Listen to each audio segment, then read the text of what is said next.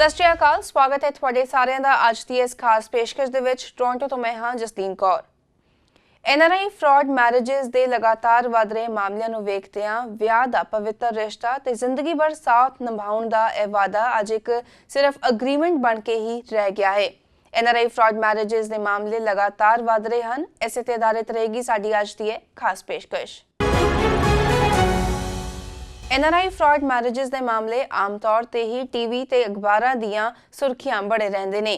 ਕਈ ਵਾਰ ਇਹਨਾਂ ਮਾਮਲਿਆਂ ਸੰਬੰਧੀ ਵਿਰੋਧ ਪ੍ਰਦਰਸ਼ਨ ਵੀ ਕੀਤੇ ਗਏ ਹਨ, ਪਰ ਇਹ ਮਾਮਲੇ ਲਗਾਤਾਰ ਘਟਣ ਦੀ ਬਜਾਏ ਵਧ ਰਹੇ ਹਨ। ਅਜਿਹਾ ਇੱਕ ਮਾਮਲਾ ਸਾਹਮਣੇ ਆਇਆ ਹੈ ਜ਼ਿਲ੍ਹਾ ਫਿਰੋਜ਼ਪੁਰ ਦੇ ਗੁਰੂ ਹਰਸਹਾਏ ਤੋਂ।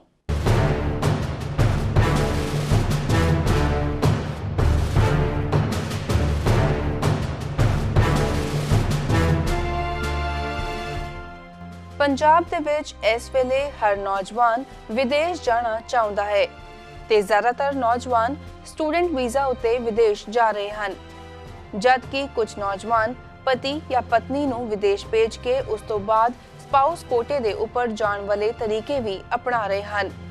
ਪਰ ਇਹਨਾਂ ਕੇਸਾਂ ਦੇ ਵਿੱਚ ਕਈ ਜਗ੍ਹਾ ਤੇ ਧੋਖੇ ਵੀ ਹੋ ਰਹੇ ਨੇ। ਅਜਿਹਾ ਹੀ ਇੱਕ ਮਾਮਲਾ ਸਾਹਮਣੇ ਆਇਆ ਹੈ ਜ਼ਿਲ੍ਹਾ ਫਿਰੋਜ਼ਪੁਰ ਦੇ ਗੁਰੂ ਹਰਸਹਾਏ ਦੇ ਪਿੰਡ ਹਾਜੀ ਬੇਟੂ ਤੋਂ, ਜਿੱਥੇ 28 ਸਾਲ ਦੇ ਦਵਿੰਦਰਪਾਲ ਸਿੰਘ ਦਾ ਵਿਆਹ 29 ਸਤੰਬਰ 2015 ਨੂੰ ਤਰਨਤਾਰਨ ਦੀ ਰਹਿਣ ਵਾਲੀ ਵਿੰਕਲ ਦੇ ਨਾਲ ਹੋਇਆ ਸੀ ਤੇ ਵਿਆਹ ਤੋਂ 2 ਸਾਲ ਬਾਅਦ ਦਵਿੰਦਰਪਾਲ ਨੇ ਵਿੰਕਲ ਨੂੰ ਆਇਲਸ ਕਰਵਾਈ ਤੇ ਲੱਖਾਂ ਰੁਪਏ ਖਰਚ ਕੇ ਕੈਨੇਡਾ ਸਟੱਡੀ ਵੀਜ਼ਾ ਤੇ ਭੇਜ ਦਿੱਤਾ। ਦਵਿੰਦਰਪਾਲ ਦਾ ਕਹਿਣਾ ਹੈ ਕਿ ਵਿੰਕਲ ਕੈਨੇਡਾ ਜਾਣ ਤੋਂ ਬਾਅਦ ਬਦਲ ਗਈ ਤੇ ਉਸਨੇ ਹੁਣ ਦਵਿੰਦਰਪਾਲ ਦਾ ਫੋਨ ਚੁੱਕਣਾ ਵੀ ਬੰਦ ਕਰ ਦਿੱਤਾ ਹੈ। ਦਵਿੰਦਰਪਾਲ ਸਿੰਘ ਨੇ ਦੱਸਿਆ ਕਿ ਉਸਨੇ ਬਹੁਤ ਕੋਸ਼ਿਸ਼ਾਂ ਕਰਕੇ ਆਖਿਰਕਾਰ ਵਿੰਕਲ ਦਾ ਪਾਸਪੋਰਟ ਰੱਦ ਕਰਵਾ ਦਿੱਤਾ ਹੈ ਤੇ ਹੁਣ ਕੈਨੇਡਾ ਸਰਕਾਰ ਅੱਗੇ ਗੁਹਾਰ ਲਗਾ ਰਿਹਾ ਹੈ ਕਿ ਵਿੰਕਲ ਹੁਣ ਰਿਫਿਊਜੀ ਤਰੀਕੇ ਦੇ ਨਾਲ ਕੈਨੇਡਾ ਦੀ ਨਾਗਰਿਕਤਾ ਪ੍ਰਾਪਤ ਕਰਨ ਦੀ ਕੋਸ਼ਿਸ਼ ਕਰ ਰਹੀ ਹੈ। ਜਿਸ ਇਸ ਪੂਰੇ ਮਾਮਲੇ ਦੇ ਵਿੱਚ ਵਿਸਥਾਰ ਦੇ ਵਿੱਚ ਗੱਲਬਾਤ ਲਈ ਸਾਡੇ ਨਾਲ ਲਾਈਨ ਤੇ ਹਾਜ਼ਰ ਹਨ ਦਵਿੰਦਰਪਾਲ ਸਿੰਘ। ਦਵਿੰਦਰ, ਬਹੁਤ-ਬਹੁਤ ਸਵਾਗਤ ਹੈ ਤੁਹਾਡਾ PTC ਪੰਜਾਬੀ ਤੇ। ਸਭ ਤੋਂ ਪਹਿਲਾਂ ਅਸੀਂ ਤੁਹਾਡੇ ਤੋਂ ਜਾਣਨਾ ਚਾਹਾਂਗੇ ਪੂਰਾ ਮਾਮਲਾ ਕੀ ਹੈ ਤੁਹਾਡਾ? ਜੀ, ਮੇਰਾ ਨਾਮ ਦਵਿੰਦਰਪਾਲ ਹੈ ਜੀ। ਮੈਂ ਜ਼ਿਲ੍ਹਾ ਫਿਰੋਜ਼ਪੁਰ ਤੋਂ ਬਿਲੋਂਗ ਕਰਦਾ ਜੀ, ਇੰਡੀਆ ਦੇ ਵਿੱਚ ਜੀ। ਤੇ ਮੇਰਾ 2015 ਦੇ ਵਿੱਚ ਮੈਰਿਜ ਹੋਈ ਸੀ, 29/2/2015 ਦੇ ਵਿੱਚ ਜੀ। ਤੇ ਵਿੰਕਲ ਨਾਮ ਦੀ ਕੁੜੀ ਨਾਲ ਹੋਇਆ ਇਸ ਮੈਰਿਜ। ਤਰਨਤਾਰਨ ਤੋਂ ਬਿਲੋਂਗ ਕਰਦੇ ਨੇ ਉਹ। ਤੇ 2 ਸਾਲ ਮੇਰੇ ਨਾਲ ਰਹੇ ਨੇ, ਲਿਵਿੰਗ ਮਤਲਬ ਕਰੇ ਰਹੇ ਨੇ ਮੇਰੇ ਨਾਲ। ਸਾਡੀ ਪ੍ਰੋਪਰ ਮੈਰਿਜ ਰੀਤੀ ਰਿਵਾਜਾਂ ਨਾਲ ਹੋਈ ਸੀ ਜੀ। ਤੇ ਉਸ ਤੋਂ ਬਾਅਦ ਉਹਨਾਂ ਨੇ ਜਿਵੇਂ ਪਲਾਨ ਕੀਤਾ ਜੀ ਕਿ ਕੈਨੇਡਾ ਜਾਣਾ ਜੀ। ਤੇ ਫਿਰ ਮਤਲਬ ਕਿ ਅਸੀਂ ਕੈਨੇਡਾ ਦਾ ਵੀਜ਼ਾ ਲਾਇਆ, 1 ਈਅਰ ਦੀ ਸਟੱਡੀ ਮਿਲੀ ਜੀ। 1 ਈਅਰ ਦੀ ਸਟੱਡੀ ਤੋਂ ਬਾਅਦ ਕੁੜੀ ਨੇ ਆਪਣਾ ਵਰਕ ਪਰਮਿਟ ਅਪਲਾਈ ਕਰਤਾ ਜੀ। ਵਰਕ ਪਰਮਿਟ ਜਦੋਂ ਅਪਲਾਈ ਕਰਤਾ ਜੀ, ਉਹਨਾਂ ਨੇ ਮੈਨੂੰ ਵਰਕ ਪਰਮਿਟ ਆ ਗਿਆ ਉਹਨਾਂ ਕੋਲ, ਪਰ ਉਹਨਾਂ ਨੇ ਮੈਨੂੰ ਦੱਸਿਆ ਨਹੀਂ। ਤੇ ਉੱਥੋਂ ਵੀ ਮਤਲਬ ਆਪਣੇ ਮੈਨੂੰ ਦੱਸੇ ਤੋਂ ਬਿਨਾਂ ਆਪਣੇ ਪੇਰੈਂਟਸ ਦੇ ਵੀਜ਼ੇ ਲਵਾ ਲਏ ਦੋਵਾਂ ਦੇ। ਤੇ ਇਸ ਤਰ੍ਹਾਂ ਮਤਲਬ ਕਿ ਫੀਸਾਂ ਮੇਰੇ ਤੋਂ ਪਵਾਈਆਂ, ਵਰਕ ਪਰਮਿਟ ਲਵਾ ਲਿਆ। ਇਹ ਵੀ ਮੈਨੂੰ ਉਦੋਂ ਪਤਾ ਲੱਗਿਆ ਜਦੋਂ ਉਹਨਾਂ ਦੇ ਜੀਮੇਲ ਜਿਹੜੀ ਦਿੱਤੀ ਹੋਈ ਸੀ ਮੈਸੇਜ ਤੋਂ ਮੇਰੇ ਨੰਬਰ ਤੇ ਚੱਲਦੀ ਸੀ। ਤੇ ਮੈਂ ਆਪਣਾ ਨਵਾਂ ਪਾਸਵਰਡ ਕ੍ਰੀਏਟ ਕਰਕੇ ਮੈਨੂੰ ਉੱਥੋਂ ਪਤਾ ਲੱਗਿਆ ਕਿ ਆਪਣੇ ਕੋਈ ਇਮੀਗ੍ਰੇਸ਼ਨ ਹੈਗਾ, ਉਹਨਾਂ ਨੇ ਵਿੰਕਲ ਨੂੰ ਮੇਲ ਕੀਤੀ ਹੈ ਕਿ ਇਹ ਆਪਣੇ ਪੇਰੈਂਟਸ ਦੇ ਵੀਜ਼ਾ ਲਵਾਉਣਾ ਨਾ, ਤਾਂ ਆਲੇ ਡਾਕੂਮੈਂਟਸ ਭੇਜੋ। ਉੱਥੋਂ ਹੀ ਮੈਨੂੰ ਪਤਾ ਲੱਗਿਆ ਕਿ ਇਹਨੇ PNB ਅਪਲਾਈ ਕਰਤੀ ਜੀ। ਮੇਰੇ ਨਾਲ ਠੱਗੀ ਮਤਲਬ ਕਿ ਮਾਰੀ ਇਹਨਾਂ ਨੇ ਜੀ। ਜੀ ਦਵਿੰਦਰ, ਜਿਸ ਤਰ੍ਹਾਂ ਤੁਸੀਂ ਜ਼ਿਕਰ ਕੀਤਾ ਹੈ ਕਿ 5 ਸਾਲ ਹੋ ਗਏ ਨੇ ਆਲਮੋਸਟ ਤੁਹਾਡੇ ਵਿਆਹ ਨੂੰ, ਸੋ ਤੁਹਾਨੂੰ ਕਦੋਂ ਪਤਾ ਚੱਲਿਆ ਕਿ ਇਹ ਧੋਖਾ ਦੇ ਰਹੇ ਨੇ ਔਰ ਤੁਹਾਡੇ ਨਾਲ ਅੱਗੇ ਜਿਹੜਾ ਰਿਸ਼ਤਾ ਨਹੀਂ ਨਿਭਾਉਣਗੇ? ਜੀ 2015 ਤੋਂ ਲੈ ਕੇ 2017 ਦੀ ਤੱਕ ਮੇਰੇ ਨਾਲ ਰਹੇ ਨੇ। 23 ਅਕਤੂਬਰ ਨੂੰ ਇਹਨਾਂ ਦੀ ਫਲਾਈਟ ਸੀ 2017 ਦੇ ਜੀ। 18 ਦੀ 1 ਈਅਰ ਦੀ ਸਟੱਡੀ ਕੰਪਲੀਟ ਕੀਤੀ ਜੀ। 18 ਦੇ ਲਾਸਟ ਦੇ ਵਿੱਚ ਇਹਨਾਂ ਨੇ ਆਪਣਾ ਅਪਲਾਈ ਕੀਤਾ ਸੀ ਵਰਕ ਪਰਮਿਟ, ਜਦੋਂ ਕਿ ਸੈਕੰਡ ਸਮੈਸਟਰ ਦੀ ਫੀਸ ਵੀ ਮੇਰੇ ਤੋਂ ਪਵਾ ਲਈ ਸੀ ਜੀ। ਉਸ ਤੋਂ ਬਾਅਦ ਇਹਨਾਂ ਨੇ ਆਪਣੇ ਪੇਰੈਂਟਸ ਦੇ ਵੀਜ਼ੇ ਮਤਲਬ ਅਪਲਾਈ ਕਰ ਦਿੱਤੇ ਜੀ। ਫਿਰ ਮੈਨੂੰ ਜਿਵੇਂ ਰੋਜ਼ ਨਿੱਕੀਆਂ ਨਿੱਕੀਆਂ ਫਾਈਟਾਂ ਕਰਨੀਆਂ ਇਹਨਾਂ ਨੇ ਜੀ। ਇਸ ਕਰਕੇ ਸਾਡਾ ਨਾ ਹੌਲੀ ਹੌਲੀ ਦੂਰ ਹੁੰਦੇ ਗਏ। ਤੇ ਇਹਨਾਂ ਦੇ ਮੰਮਾ ਪਾਪਾ ਕੋਲ ਮੈਂ ਟਾਈਮ ਲੈਂਦਾ ਸੀ ਕਿ ਕੁੜੀ ਮੇਰੇ ਨਾਲ ਗੱਲ ਨਹੀਂ ਕਰਦੀ। ਉਹ ਕਹਿੰਦੇ ਜੀ ਕੋਈ ਨਹੀਂ, ਠੰਡੀ ਹੋ ਜਾਏਗੀ, ਤੁਸੀਂ ਹਫਤਾ ਰੁਕ ਕੇ ਗੱਲ ਕਰਿਆ ਜੇ। ਏਦਾਂ ਮੈਂ ਮਤਲਬ ਕਿ ਡਿਸਟੈਂਸ ਪਾਉਂਦੇ ਰਹੇ ਜੀ। ਦਵਿੰਦਰ, ਇਸ ਮਾਮਲੇ ਸੰਬੰਧੀ ਹੁਣ ਤੱਕ ਤੁਸੀਂ ਕੀ ਸਟੈਪ ਲਿੱਤਾ ਹੈ ਤੇ ਕੀ ਤੁਹਾਡੇ ਵੱਲੋਂ ਕਿਸੇ ਪੋਲੀਟੀਕਲ ਲੀਡਰ ਤੱਕ ਜਾਂ ਕਿਸੇ ਉਸ ਏਰੀਆ ਦੇ ਮੈਂਬਰ ਪਾਰਲੀਮੈਂਟ ਜਾਂ ਮੈਂਬਰ ਆਫ ਪ੍ਰੋਵਿੰਸ਼ੀਅਲ ਪਾਰਲੀਮੈਂਟ ਤੱਕ ਪਹੁੰਚ ਕਰਨ ਦੀ ਕੋਸ਼ਿਸ਼ ਕੀਤੀ ਗਈ ਹੈ? ਇੰਡੀਆ ਦੇ ਵਿੱਚ ਆਪ ਹੀ ਫਾਈਟ ਲੜਨੀ ਪੈਂਦੀ ਹੈ। ਮੈਂ ਤਾਂ ਬਹੁਤਾ ਮਤਲਬ ਟੁੱਟ ਗਿਆ ਜੀ। 2 ਵਾਰੀ ਮੈਂ ਸੁਸਾਈਡ ਕਰਨ ਦੀ ਕੋਸ਼ਿਸ਼ ਕੀਤੀ ਹੈ, ਕਿਉਂਕਿ ਜੋ ਮੈਂ ਪ੍ਰੋਸੈਸ ਚਲਾਇਆ ਨਾ, ਮੈਂ ਜੋ ਵੀ ਡਾਕੂਮੈਂਟਸ ਹੁਣ ਤੱਕ ਕਵਰ ਕੀਤੇ ਨੇ, ਮੈਨੂੰ 4 ਸਾਲ ਲੱਗ ਗਏ ਨੇ ਜੀ। ਹੁਣ ਮੇਰਾ ਕੇਸ ਜਿਵੇਂ ਇਹ ਜਦੋਂ ਮੈਨੂੰ ਇਹਨਾਂ ਤੇ FI ਰਜਿਸਟਰ ਹੋ ਗਈ, ਮਾਂ ਪਿਓ ਤੇ ਵੀ ਹੋ ਗਈ ਜੀ, ਇਹਦੇ ਤੇ ਵੀ ਹੋ ਗਈ ਜੀ। ਉਸ ਤੋਂ ਬਾਅਦ ਇਹ ਕੋਰਟ ਕੇਸ ਹੋ ਗਿਆ, PO ਡਿਕਲੇਅਰ ਹੋ ਗਈ, LOC ਓਪਨ ਹੈ ਤੇ ਇਸ ਕੁੜੀ ਦਾ ਪਾਸਪੋਰਟ ਵੀ ਰਿਵੋਕ ਹੈ। ਲਾਈਕ ਵੀਜ਼ੇ ਮਾਲੀਆ ਨਿਰਮ, ਉਹਦੀ ਪਾਸਪੋਰਟ ਇਹਦਾ ਕੈਂਸਲ ਹੈ। ਕੁੜੀ ਸਟੂਡੈਂਟ ਬੇਸ ਤੇ ਗਈ ਸੀ, ਹੁਣ ਇਹਨੇ ਪੀਆਰ ਅਪਲਾਈ ਨਹੀਂ ਕੀਤੀ ਕਿਉਂਕਿ ਇਹਨੂੰ ਪੀਸੀਸੀ ਮਿਲਣੀ ਨਹੀਂ ਸੀ। ਉਹ ਫਿਰ ਉਹਦਾ ਪਾਸਪੋਰਟ ਵੀ ਰਿਵੋਕ ਸੀ, ਉਹ ਅਪਲਾਈ ਨਹੀਂ ਕਰ ਸਕਦੀ ਸੀ, ਇਹਨੇ ਰਿਫਿਊਜੀ ਅਪਲਾਈ ਕਰਤਾ ਜੀ। ਸਟੂਡੈਂਟ ਬੇਸ ਤੇ ਗਈ ਵੀ ਕੁੜੀ ਨੇ ਰਿਫਿਊਜੀ ਅਪਲਾਈ ਕਰਤਾ ਜੀ। ਪਾਸਪੋਰਟ ਕਿਸ ਤਰ੍ਹਾਂ ਰਿਵੋਕ ਹੋਇਆ ਉਹਨਾਂ ਦਾ? ਜੀ ਪਾਸਪੋਰਟ ਇਦਾਂ ਹੋਇਆ ਜੀ, ਜਦੋਂ ਪਰਚਾ ਹੋ ਜਾਂਦਾ ਉਸ ਤੋਂ ਬਾਅਦ ਐਲਓਸੀ ਓਪਨ ਹੁੰਦੀ ਹੈ। ਐਲਓਸੀ ਓਪਨ ਦੇ ਬਿਹਾਫ ਤੇ ਫਿਰ ਆਪਾਂ ਆਰਪੀਓ ਕੋਲ ਜਾਈਦਾ, ਉਸ ਬਿਹਾਫ ਤੇ ਫਿਰ ਇੰਪਾਊਂਡ ਹੁੰਦਾ ਹੈ ਪਹਿਲਾਂ, ਮਤਲਬ ਕਿ ਜ਼ਬਤ ਕਰਨਾ। ਉਸ ਤੋਂ ਬਾਅਦ 6 ਮਹੀਨਿਆਂ ਦਾ ਪ੍ਰੋਸੈਸ ਹੁੰਦਾ। ਜੇ ਕੁੜੀ ਕੋਰਟ ਨੂੰ ਫੇਸ ਕਰਦੀ ਹੈ ਤਾਂ ਠੀਕ ਹੈ, ਨਹੀਂ ਤਾਂ ਫਿਰ ਅੱਗੇ ਰਿਵੋਕ ਦਾ ਹੁੰਦਾ। ਉਹ ਵੀ ਬਹੁਤ ਔਖਾ ਹੁੰਦਾ ਹੈ ਕਿਉਂਕਿ ਫਿਰ ਮੈਂ ਮਿਨਿਸਟਰੀ ਆਫ ਐਕਸਟਰਨਲ ਫਿਰ ਦਿੱਲੀ ਗਿਆ ਸੀ, ਉਹਨਾਂ ਨੂੰ ਮਿਲਣਾ ਪਾਈਆਂ। ਫਿਰ ਮੈਂ ਸਮਿਤੀ ਲਾਰਾਣੀ ਆਪਣੀ ਵਿਦੇਸ਼ ਮੰਤਰੀ ਨੂੰ ਮਿਲਿਆ ਸੀ, ਉਹਨਾਂ ਨਾਲ 2-3 ਮੀਟਿੰਗਾਂ ਹੋਈਆਂ। ਉਹਨਾਂ ਨੂੰ ਮਤਲਬ ਯਕੀਨ ਦਵਾਇਆ ਕਿ ਮੈਂ ਸੱਚਾ, ਆਪਣੇ ਸਾਰੇ ਡਾਕੂਮੈਂਟਸ ਲੈ ਕੇ ਗਿਆ ਸੀ, ਜੋ ਮੇਰੇ ਮੈਰਿਜ ਵੇਲੇ ਹੋਏ ਸੀ ਪ੍ਰੂਫ ਲੈ ਕੇ ਗਿਆ ਸੀ ਸਾਰੇ, ਤੇ ਉਸ ਬਿਹਾਫ ਤੇ ਇਹਦਾ ਪਾਸਪੋਰਟ ਰਿਵੋਕ ਹੋਇਆ ਜੀ। ਫਿਰ ਵੀ 2 ਸਾਲ ਲੱਗ ਗਏ ਸੀ ਜੀ। ਹੁਣ ਮੈਂ ਇਹਦਾ ਰੈੱਡ ਕੋਰਨਰ ਨੋਟਿਸ ਓਪਨ ਕਰਾ ਰਿਹਾ ਜੀ, ਉਹਨੂੰ ਵੀ 2 ਸਾਲ ਹੋ ਗਏ, 4 ਸਾਲ ਪ੍ਰੋਸੈਸ ਹੋ ਗਿਆ ਜੀ ਟੋਟਲ। ਮਤਲਬ ਕਿਸੇ ਮੰਤਰੀ ਦੇ ਮੈਨੂੰ ਸਪੋਰਟ ਨਹੀਂ ਹੈਗੀ ਸੀ, ਮੈਂ ਬਸ ਆਪ ਹੀ ਕੀਤਾ ਜੋ ਕੀਤਾ, ਪਰ ਕਾਫੀ ਟਾਈਮ ਲੱਗ ਗਿਆ। ਚੀਜ਼ਾਂ 2-3 ਮਹੀਨਿਆਂ 'ਚ ਹੋ ਸਕਦੀਆਂ ਸੀ, ਜੋ ਇੰਨਾ ਟਾਈਮ ਲੱਗ ਗਿਆ ਮੈਨੂੰ। ਜੀ ਦਵਿੰਦਰ, ਹੁਣ ਅੱਗੇ ਤੁਹਾਡੀ ਕੀ ਮੰਗ ਹੈਗੀ ਹੈ ਸਰਕਾਰ ਤੋਂ? ਮੇਰੀ ਮੰਗ ਇਹ ਆ ਜੀ ਕਿ ਇਹਨੇ ਜਿਵੇਂ ਰਿਫਿਊਜੀ ਅਪਲਾਈ ਕੀਤਾ ਵਾ ਜੀ, ਮੈਨੂੰ ਮਤਲਬ ਕਿ ਇਹਨੂੰ ਰਿਫਿਊਜੀ ਨਾ ਦਿੱਤਾ ਜਾਵੇ ਕਿਉਂਕਿ ਇਹਦਾ ਜੋ ਪਿੱਛੇ ਬੈਕਵਰਡ। ਇਹ ਇੱਕ ਗੱਲ ਹੋਰ ਕਹਿਣਾ ਚਾਹੁੰਦਾ ਮੈਂ, ਇਹਨੇ ਸਿੰਗਲ ਸ਼ੋ ਕੀਤਾ ਵਾ, ਮੇਰੇ ਨਾਲ ਮੈਰਿਜ ਹੋਈ ਵੀ ਹੈ, ਕੈਨੇਡਾ ਨੂੰ ਝੂਠ ਬੋਲ ਕੇ ਵੀਜ਼ਾ ਲਿਆ।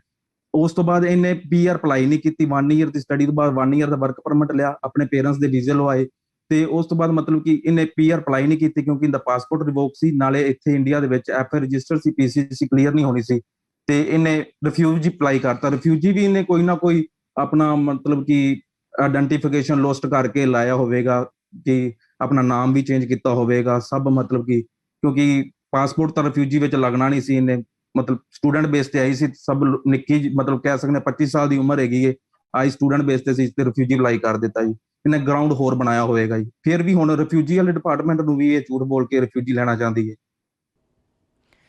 ਜੀ ਦਵਿੰਦਰ, ਬਹੁਤ-ਬਹੁਤ ਧੰਨਵਾਦ ਤੁਹਾਡਾ ਸਾਡੇ ਨਾਲ ਜੁੜਨ ਲਈ। ਅਸੀਂ ਉਮੀਦ ਕਰਦੇ ਹਾਂ ਕਿ ਜਲਦ ਤੋਂ ਜਲਦ ਤੁਹਾਨੂੰ ਇਸ ਮਾਮਲੇ ਸੰਬੰਧੀ ਇਨਸਾਫ ਮਿਲੇ। ਮੈਂ ਇਹ ਕਹਿਣਾ ਚਾਹੁੰਦਾ ਕਿ ਮਤਲਬ ਕਿ ਮੈਂ 2 ਵਾਰੀ ਅੱਗੇ ਸੁਸਾਈਡ ਕਰਨ ਦੀ ਕੋਸ਼ਿਸ਼ ਕੀਤੀ, ਮੈਂ ਬਹੁਤ ਟੁੱਟਿਆ ਹਾਰਿਆ ਮੈਂ ਜੀ। ਮੇਰੀ ਸਪੋਰਟ ਕਰੋ, ਤੇ ਜਿਹੜੇ ਮੇਰੇ ਉੱਥੇ ਕੈਨੇਡਾ ਵੀਰ ਭਰਾ ਰਹਿੰਦੇ ਨੇ, ਮੈਂ ਇਹ ਕਹਿੰਦਾ ਕਿ ਇਹ ਇੱਥੇ ਇੰਡੀਆ ਦੇ ਵਿੱਚ ਇੱਕ ਤਰ੍ਹਾਂ ਦਾ ਕਲਚਰ ਬਣ ਚੁੱਕਿਆ, ਇਹ ਇੱਕ ਰੀਤ ਬਣ ਚੁੱਕੀ ਹੈ ਕਿ ਇਹ ਰੀਤ ਤੋਂ ਪਹਿਲਾਂ ਮਤਲਬ ਕਿ ਮੈਂ ਵੇਖਣਾ ਚਾਹੁੰਦਾ ਕਿ ਉਹਨੂੰ ਜ਼ਰੂਰੀ ਥੋੜਾ ਕਿ ਇੱਕ ਬੰਦੇ ਦੇ ਪਰਸਨ ਦੇ ਖਤਮ ਹੋਣ ਤੇ ਇਹ ਰੀਤ ਟੁੱਟੇ ਜੀ।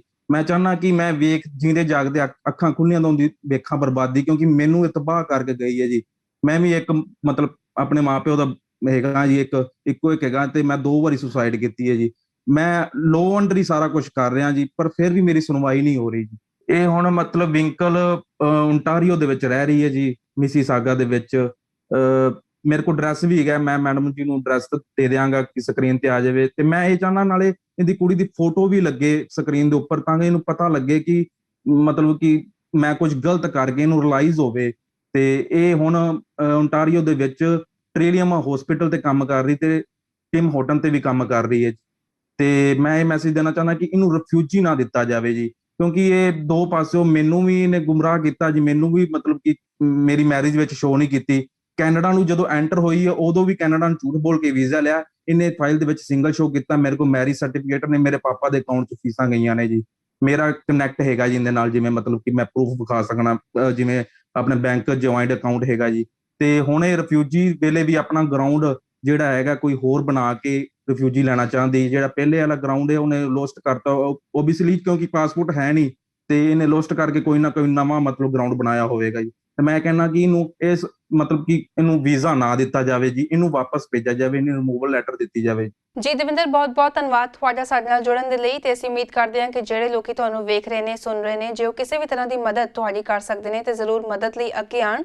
ਇਸ ਦੇ ਨਾਲ ਹੀ ਦੱਸ ਦਈਏ ਕਿ ਪੀਟੀਸੀ ਪੰਜਾਬੀ ਕੈਨੇਡਾ ਦੀ ਟੀਮ ਵੱਲੋਂ ਵਿੰਕਲ ਦੇ ਨਾਲ ਸੰਪਰਕ ਕਰਨ ਦੀ ਕੋਸ਼ਿਸ਼ ਕੀਤੀ ਗਈ ਹੈ, ਪਰ ਸੰਪਰਕ ਨਹੀਂ ਹੋ ਸਕਿਆ। ਜੇ ਵਿੰਕਲ ਇਸ ਵੇਲੇ ਸਾਨੂੰ ਵੇਖ ਰਹੇ ਨੇ, ਸੁਣ ਰਹੇ ਨੇ ਤੇ ਆਪਣਾ ਪੱਖ ਰੱਖਣਾ ਚਾਹੁੰਦੇ ਹਨ ਤੇ ਸਾਨੂੰ ਸਕਰੀਨ ਦੇ ਉੱਤੇ ਨੰਬਰ ਤੇ ਕੰਟੈਕਟ ਕਰ ਸਕਦੇ ਨੇ। ਇਸ ਦੇ ਨਾਲ ਹੀ ਦੱਸ ਦਈਏ ਕਿ ਪੀਟੀਸੀ ਪੰਜਾਬੀ ਕੈਨੇਡਾ ਦੀ ਟੀਮ ਵੱਲੋਂ ਇਮੀਗ੍ਰੇਸ਼ਨ ਵਿਭਾਗ ਨੂੰ ਵੀ ਸੰਪਰਕ ਕੀਤਾ ਗਿਆ ਸੀ, ਜਿਸ ਤੋਂ ਬਾਅਦ ਇਮੀਗ੍ਰੇਸ਼ਨ ਮਿਨਿਸਟਰ ਨੂੰ ਇਸ ਸੰਬੰਧੀ ਸਵਾਲ ਕੀਤਾ ਗਿਆ। Minister, NRI fraud marriages is the another issue I want to talk to you about, and this is happening since last many years. I would like to share a recent case with you. The victim himself has reached out to us. So this Indian couple got married in 2015. After 2 years of marriage, the wife applied for a student visa and it got approved. She's here since 2017. She's working here. The husband was trying to get hold of her, but there was no response. When he realized that she's cheating on him, he struggled to get her passport revoked by the Indian officials. But now the wife has filed a refugee claim, and the husband does not want the Canadian government to grant her the permanent residency because she's betraying him as well as the Canadian government by providing the false information and misusing the system as well. So, Minister Fraser, do you think there is a loophole in the system somewhere? As an immigration minister, what action you can take to stop such exploitation and bring the culprits to the justice, or do you want to bring back the 2-year marriage rule which conservatives brought when they were in power? So I want to be very careful not to pass judgment on an application which I'm not familiar with beyond what you've just shared with me during this interview. It's important that we have access to the full set of facts and understand the defined details on an individual person's application.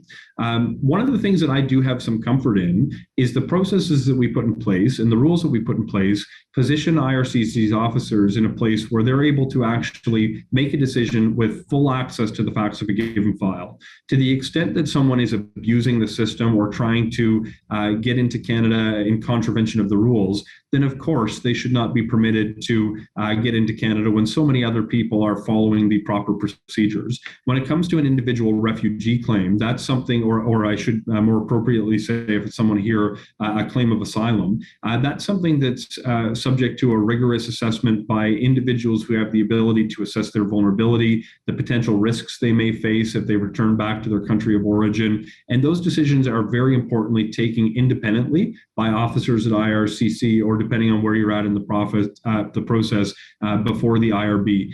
We put these processes in place to make sure that we have someone who has the ability to learn of all the facts of a case and understand whether the rules apply in a given set of circumstances.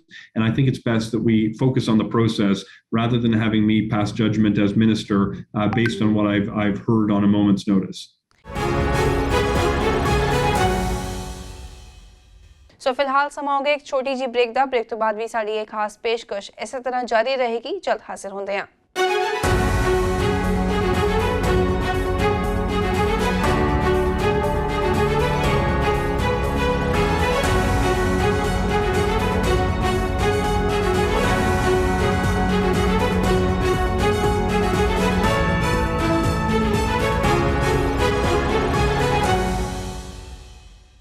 Break तो बाद ਤੁਹਾਡੇ ਸਾਰਿਆਂ ਦਾ ਇੱਕ ਵਾਰੀ ਫਿਰ ਤੋਂ ਸਵਾਗਤ ਹੈ ਇਸ ਖਾਸ ਪੇਸ਼ਕਸ਼ ਦੇ ਵਿੱਚ ਤੇ ਸਾਡੀ ਇਹ ਖਾਸ ਪੇਸ਼ਕਸ਼ ਆਧਾਰਿਤ ਹੈ ਐਨਆਰਆਈ ਫਰਾਡ ਮੈਰਿਜਸ ਦੇ ਮਾਮਲਿਆਂ ਸੰਬੰਧੀ। ਇਸੇ ਸੰਬੰਧੀ ਵਿਸਤਾਰ ਦੇ ਵਿੱਚ ਗੱਲਬਾਤ ਲਈ ਸਾਡੇ ਨਾਲ ਸਟੂਡੀਓ ਦੇ ਵਿੱਚ ਹਾਜ਼ਰ ਹਨ ਇਮੀਗ੍ਰੇਸ਼ਨ ਲਾਇਰ ਮਨਦੀਪ ਚੌਧਰੀ। ਮਨਦੀਪ ਜੀ ਬਹੁਤ ਬਹੁਤ ਸਵਾਗਤ ਹੈ ਤੁਹਾਡਾ ਪੀਡੀਸੀ ਪੰਜਾਬੀ ਸਟੂਡੀਓ ਦੇ ਵਿੱਚ। ਥੈਂਕ ਯੂ ਫॉर ਹੈਵਿੰਗ ਮੀ। ਮਨਦੀਪ ਜੀ ਜਿਸ ਤਰ੍ਹਾਂ ਅਸੀਂ ਐਨਆਰਆਈ ਫਰਾਡ ਮੈਰਿਜਸ ਦੇ ਮਾਮਲਿਆਂ ਦੀ ਗੱਲ ਕਰ ਰਹੇ ਹਾਂ ਇਹ ਕੇਸਿਸ ਅਜਿਹੇ ਨੇ ਜੋ ਅਸੀਂ ਪਿਛਲੇ ਕਈ ਸਾਲਾਂ ਤੋਂ ਸੁਣਦੇ ਆ ਰਹੇ ਹਾਂ ਵੇਖਦੇ ਆ ਰਹੇ ਹਾਂ ਕੋਈ ਨਵਾਂ ਕੇਸ ਨਹੀਂ ਹੈਗਾ ਲੇਕਿਨ ਜਾਨਣਾ ਚਾਹਾਂਗੇ ਕਿ ਹੁਣ ਤੱਕ ਜਿਹੜੀ ਕੈਨੇਡੀਅਨ ਗਵਰਨਮੈਂਟ ਹੈ ਉਸਨੇ ਇਹਨਾਂ ਮਾਮਲਿਆਂ ਨੂੰ ਰੋਕਣ ਲਈ ਕੀ ਕੀਤਾ ਹੈ ਕੀ ਰੂਲਸ ਹੈਗੇ ਨੇ ਐਨਆਰਆਈ ਫਰਾਡ ਮੈਰਿਜਸ ਦੇ ਰਿਲੇਟਡ। ਸਭ ਤੋਂ ਪਹਿਲਾਂ ਤੁਹਾਨੂੰ ਸਮਝਣਾ ਪਏਗਾ ਕਿ ਫਰਾਡ ਮੈਰਿਜ ਕੀ ਹੁੰਦੀ ਹੈ ਇਮੀਗ੍ਰੇਸ਼ਨ ਵੱਲੋਂ ਪ੍ਰੋਸਪੈਕਟਿਵ ਕੈਨੇਡੀਅਨ ਇਮੀਗ੍ਰੇਸ਼ਨ ਜੀ।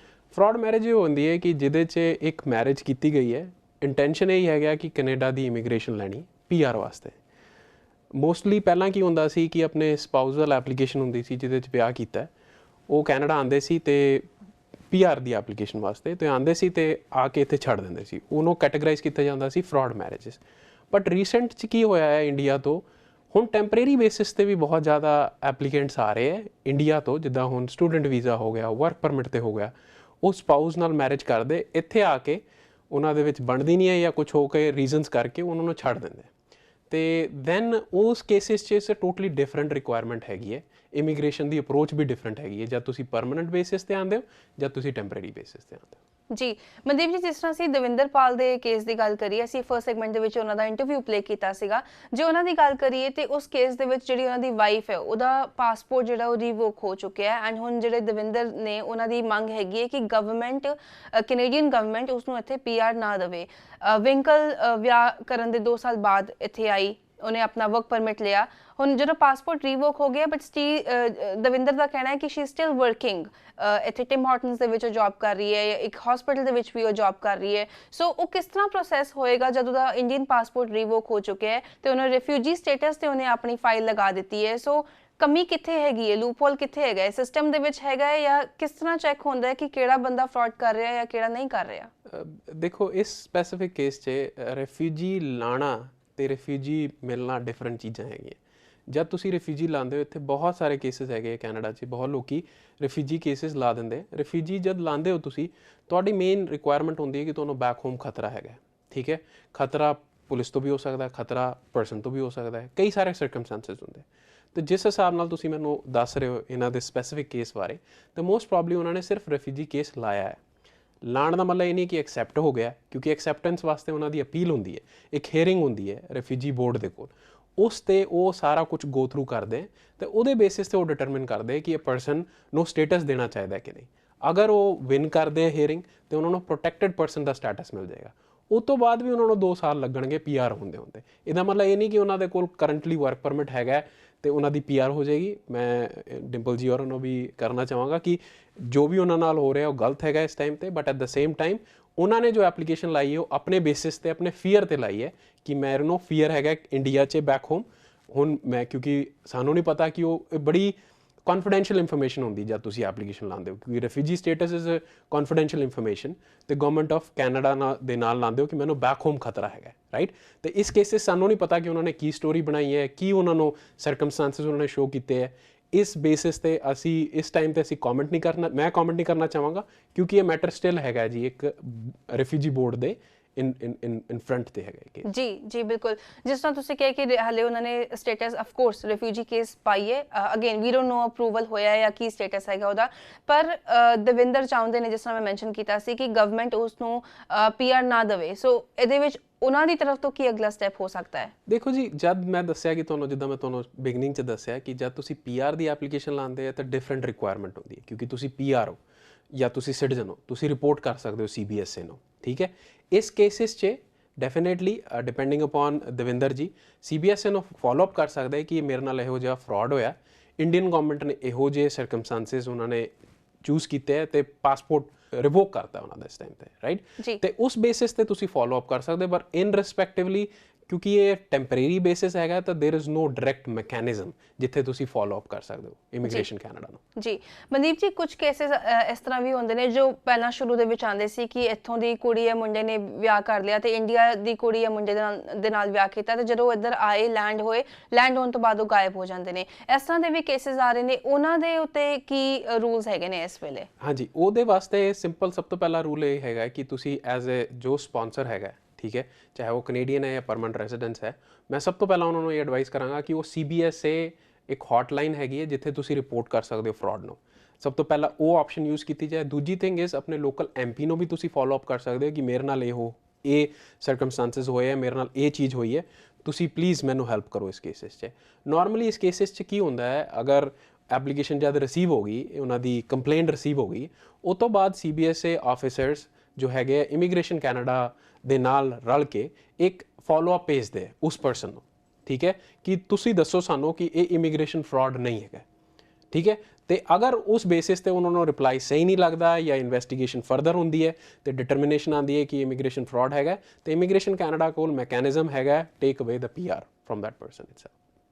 ਜੀ ਸੋ ਉਸ ਨੂੰ ਬੇਸਿਕਲੀ ਪਹਿਲਾਂ ਟਾਈਮ ਦਿੱਤਾ ਜਾਂਦਾ ਹੈ ਆਪਣਾ ਪੱਖ ਰੱਖਣ ਦਾ। ਹਾਂਜੀ, ਪੱਖ ਰੱਖਣ ਦਾ ਟਾਈਮ ਦਿੱਤਾ ਜਾਂਦਾ ਜੀ। ਸੋ ਕਿਸ ਤਰ੍ਹਾਂ ਦਾ ਸਬਕ ਲੋਕੀ ਅਜਿਹੇ ਕੇਸਿਸ ਤੋਂ ਲੈ ਸਕਦੇ ਨੇ? ਤੁਸੀਂ ਕੀ ਕਹਿਣਾ ਚਾਹੋਗੇ ਕਿ ਕਿਹੜੀਆਂ ਚੀਜ਼ਾਂ ਦਾ ਲੋਕੀ ਧਿਆਨ ਰੱਖਣ ਤੇ ਕਿਹੜੀ ਚੀਜ਼ਾਂ ਨੂੰ ਅਵੋਇਡ ਕਰਨ ਸੋ ਦੈਟ ਜਿਹੜੇ ਫਰਾਡ ਕੇਸਿਸ ਨੇ ਉਹ ਨਾ ਹੋਣ? ਸਭ ਤੋਂ ਪਹਿਲਾਂ ਜੀ ਇੱਕ ਚੀਜ਼ ਜੋ ਮੈਂ ਹਮੇਸ਼ਾ ਐਜ਼ ਅ ਇਮੀਗ੍ਰੇਸ਼ਨ ਲਾਇਰ ਬਹੁਤ ਸਾਰੇ ਕੇਸਿਸ ਇਹੋ ਜਿਹੇ ਦੇਖੇ ਹੈਗੇ, ਮੈਂ ਆਪਣੇ ਵਿਊਅਰਸ ਨੂੰ ਇਹ ਕਹਿਣਾ ਚਾਹਾਂਗਾ ਕਿ ਅਗਰ ਤੁਹਾਡੀ ਇੰਟੈਂਸ਼ਨ ਮੈਰਿਜ ਕਰਨ ਦੀ ਹੈਗੀ, ਕੈਨੇਡਾ ਆਉਣ ਦੀ, ਪਲੀਜ਼ ਨਾ ਕਰੋ, ਕਿਉਂਕਿ ਉਹਦਾ ਕੋਈ ਬੈਨੀਫਿਟ ਨਹੀਂ ਹੈਗਾ। ਪਹਿਲੀ ਗੱਲ। ਦੂਜੀ ਗੱਲ ਹੈਗੀ ਹੈ ਕਿਉਂਕਿ ਦੂਜੀ ਪਾਰਟੀ ਜਾਂ ਦੂਜਾ ਅਗਰ ਐਜ਼ ਅ ਹਸਬੈਂਡ ਜਾਂ ਵਾਈਫ ਦੋਨੋਂ ਇਸ ਕੇਸਿਸ 'ਚ ਇੱਕ ਦੂਜੇ ਦਾ ਬੈਨੀਫਿਟ ਲੈ ਸਕਦੇ। ਮੈਂ ਇਹ ਨਹੀਂ ਕਹਿ ਰਿਹਾ ਕਿ ਹਰ ਮੈਰਿਜ ਜੈਨੂਇਨ ਨਹੀਂ ਹੁੰਦੀ, ਪਰ ਜਦ ਤੁਸੀਂ ਵਿਆਹ ਕਰਨਾ ਹੈ, ਅਗਰ ਵਿਆਹ ਦਾ ਮੇਨ ਪਰਪਸ ਹੀ ਕੈਨੇਡਾ ਆਉਣਾ ਹੈ, ਉਹ ਤੁਹਾਡਾ ਸਟਾਰਟ ਹੀ ਗਲਤ ਹੈਗਾ। ਮੈਂ ਇਹ ਸੁਜੈਸਟ ਕਰਾਂਗਾ ਕਿ ਤੁਸੀਂ ਇਸ ਸਟਾਰਟ ਨਾਲ ਨਾ ਸਟਾਰਟ ਕਰੋ, ਠੀਕ ਹੈ। ਦੂਜੀ ਗੱਲ ਹੈਗੀ ਹੈ ਵਿਆਹ ਇੱਕ ਜਿੱਦਾਂ ਆਪਣਾ ਇੰਡੀਅਨ ਕਲਚਰ 'ਚ ਹੈਗਾ, ਬੜਾ ਪਵਿੱਤਰ ਰਿਸ਼ਤਾ ਹੈਗਾ, ਰਾਈਟ। ਇਹ ਜਿੱਦਾਂ ਕਹਿੰਦੇ ਆਪਣਾ ਤਾਂ 7 ਜਨਮਾਂ ਦਾ ਰਿਸ਼ਤਾ ਹੁੰਦਾ, ਉਸ ਵਿਆਹ ਫੋਲੋ ਅਪ ਕਰਕੇ ਤੁਸੀਂ ਕਰੋਗੇ ਤਾਂ ਵਧੀਆ ਹੈਗਾ। ਦੂਜੀ ਚੀਜ਼ ਹੈਗੀ ਹੈ ਪਲੀਜ਼ ਬੈਕਗਰਾਊਂਡ ਜ਼ਰੂਰ ਚੈੱਕ ਕਰਨ ਕਿ ਭਾਈ ਜਿਹਦੇ ਅਗਰ ਈਵਨ ਕੁੜੀ ਆ ਰਹੀ ਹੈ ਜੀ, ਸਾਡੇ ਮੁੰਡੇ ਦਾ ਆਇਲਸ ਨਹੀਂ ਹੋ ਰਿਹਾ ਤੇ ਕੁੜੀ ਹੈਗੀ ਇਹਦਾ ਆਇਲਸ ਹੋ ਰਿਹਾ, ਤੇ ਵਾਈ ਨਾਟ ਆਪਾਂ ਵਿਆਹ ਕਰ ਦਈਏ ਕਿਉਂਕਿ ਸਾਡਾ ਮੁੰਡਾ ਪੱਕਾ ਹੋ ਜਾਏਗਾ। ਤੁਸੀਂ ਸਟਾਰਟ ਹੀ ਗਲਤ ਨਾਲ ਕਰ ਰਹੇ ਹੋ ਨਾ, ਰਾਈਟ। ਤੇ ਮੈਂ ਹਮੇਸ਼ਾ ਕਲਾਇੰਟਸ ਨੂੰ ਇਹ ਕਹਿੰਦਾ ਹੈ ਜਾਂ ਫਿਊਚਰ ਕਲਾਇੰਟਸ ਨੂੰ ਇਹ ਕਹਿੰਦਾ ਹੈ ਕਿ ਪਲੀਜ਼ ਇਹਨੂੰ ਫੋਲੋ ਅਪ ਜ਼ਰੂਰ ਕਰੋ ਕਿਉਂਕਿ ਆਪਾਂ ਹੀ ਸਟਾਰਟ ਕਰ ਰਹੇ ਗਲਤ ਚੀਜ਼, ਰਾਈਟ। ਆਪਾਂ ਇਮੀਗ੍ਰੇਸ਼ਨ ਲੈਣੀ, ਆਪਾਂ ਵਿਆਹ ਨਹੀਂ ਦੇਖ ਰਹੇ, ਆਪਾਂ ਕੁੜੀ ਮੁੰਡੇ ਨਹੀਂ ਦੇਖ ਰਹੇ, ਆਪਾਂ ਦੇਖ ਰਹੇ ਕਿ ਉਹ ਕੁੜੀ ਜਾਂ ਮੁੰਡੇ ਨਾਲ ਆਪਾਂ ਨੂੰ ਕੀ ਬੈਨੀਫਿਟ ਹੋ ਸਕਦਾ। ਤੇ ਮੇਰੀ ਜੋ ਸੁਜੈਸ਼ਨ ਇਹੀ ਹੋਏਗੀ ਕਿ please look into those because ਇਹ very common ਹੋ ਗਿਆ ਸਪੈਸ਼ਲੀ ਫਰਮ ਇੰਡੀਆ। ਬਹੁਤ ਸਾਰੇ ਕੇਸਿਸ ਇਹੋ ਜਿਹੇ ਆ ਰਹੇ ਆ ਜਿਹਦੇ 'ਚ ਮੁੰਡਾ ਜਾਂ ਕੁੜੀ ਇੱਥੇ ਆ ਜਾਂਦੇ ਆ, ਦੈਨ ਉਹ ਤੋਂ ਬਾਅਦ ਉਹਦਾ ਸਪਾਊਸ ਕਹਿੰਦਾ ਕਿ ਮੈਂ ਤੇਰੀ ਅਸਿਸਟੈਂਟ ਨਹੀਂ ਕਰ ਸਕਦਾ ਇਸ ਟਾਈਮ 'ਤੇ ਕਿਉਂਕਿ ਟੈਂਪਰੇਰੀ ਬੇਸਿਸ ਹੈਗਾ ਤੇ ਮਕੈਨਿਜ਼ਮ ਵੀ ਅਵੇਲੇਬਲ ਨਹੀਂ ਹੈਗਾ ਕਿ ਕੀ ਕੀਤਾ ਜਾ ਸਕਦਾ। ਸੋ ਸੋਚ ਸਮਝ ਕੇ ਕਰਨੀ ਚਾਹੀਦੀ ਹੈ ਜੀ ਮਨਦੀਪ ਜੀ, ਬਿਲਕੁਲ। ਬਹੁਤ ਧੰਨਵਾਦ ਤੁਹਾਡਾ, ਤੁਸੀਂ ਆਪਣਾ ਕੀਮਤੀ ਸਮਾਂ ਕੱਢ ਕੇ ਸਾਡੇ ਨਾਲ ਸਟੂਡੀਓ ਦੇ ਵਿੱਚ ਆਏ ਤੇ ਜਾਣਕਾਰੀ ਸਾਡੇ ਨਾਲ, ਸਾਡੇ ਦਰਸ਼ਕਾਂ ਦੇ ਨਾਲ ਸਾਂਝੀ ਕੀਤੀ। Thank you so much. Thank you ਜੀ, thank you. NRI fraud marriages ਦੇ ਮਾਮਲੇ ਪਿਛਲੇ ਕਈ ਸਾਲਾਂ ਤੋਂ ਵੇਖਦੇ ਤੇ ਸੁਣਦੇ ਆ ਰਹੇ ਹਾਂ। ਕਈ ਵਾਰ ਇਹਨਾਂ ਰਿਸ਼ਤਿਆਂ ਦੇ ਵਿੱਚ ਸਪਾਊਸ ਕੈਨੇਡੀਅਨ ਹੁੰਦਾ ਹੈ ਤੇ ਕਈ ਵਾਰ ਜੋੜਾ ਭਾਰਤੀ ਹੀ ਹੁੰਦਾ ਹੈ ਤੇ ਭਾਰਤ ਦੇ ਵਿੱਚ ਵਿਆਹ ਕਰਨ ਤੋਂ ਬਾਅਦ ਦੋਹਾਂ ਵਿੱਚੋਂ ਇੱਕ ਵਿਦੇਸ਼ ਚਲਾ ਜਾਂਦਾ ਹੈ। ਬਾਹਰ ਜਾਣਾ ਹਰ ਕਿਸੇ ਦਾ ਸੁਪਨਾ ਹੈ, ਪਰ ਅਸੀਂ ਹਰ ਵਾਰ ਇਹੀ ਲੋਕਾਂ ਨੂੰ ਅਪੀਲ ਕਰਦੇ ਆਏ ਹਾਂ ਕਿ ਕੋਈ ਵੀ ਫੈਸਲਾ ਜਿਹੜਾ ਹੋਵੇ ਸੋਚ ਸਮਝ ਕੇ ਹੀ ਲਿਆ ਜਾਵੇ ਕਿਉਂਕਿ ਆਖਿਰਕਾਰ ਇਹ ਤੁਹਾਡੀ ਆਪਣੀ ਜ਼ਿੰਦਗੀ ਦਾ ਸਵਾਲ ਹੈ। ਸੋ ਐਸੀ ਸਾਡੀ ਅੱਜ ਦੀ ਖਾਸ ਪੇਸ਼ਕਸ਼। ਜੇਕਰ ਤੁਹਾਡਾ ਕੋਈ ਸਵਾਲ ਹੈ ਜਾਂ ਫਿਰ ਆਪਣਾ ਕੋਈ ਵਿਚਾਰ ਤੁਸੀਂ ਸਾਡੇ ਨਾਲ ਜਾਂ ਸਾਡੇ ਦਰਸ਼ਕਾਂ ਦੇ ਨਾਲ ਸਾਂਝਾ ਕਰਨਾ ਚਾਹੁੰਦੇ ਹੋ ਤੇ ਸਾਨੂੰ ਜ਼ਰੂਰ ਲਿਖ ਕੇ ਭੇਜੋ feedback@pdcnetwork.com ਤੇ। ਮਿਲਾਂਗੇ ਅਗਲੇ ਹਫਤੇ, ਉਦੋਂ ਤੱਕ ਲਈ ਮੈਨੂੰ ਦਿਓ ਇਜਾਜ਼ਤ ਤੇ ਦੇਸ਼ ਦੁਨੀਆ ਦੀਆਂ ਖਬਰਾਂ ਲਈ ਤੁਸੀਂ ਬਣੇ ਰਹੋ PTC ਨਿਊਜ਼ ਦੇ ਨਾਲ।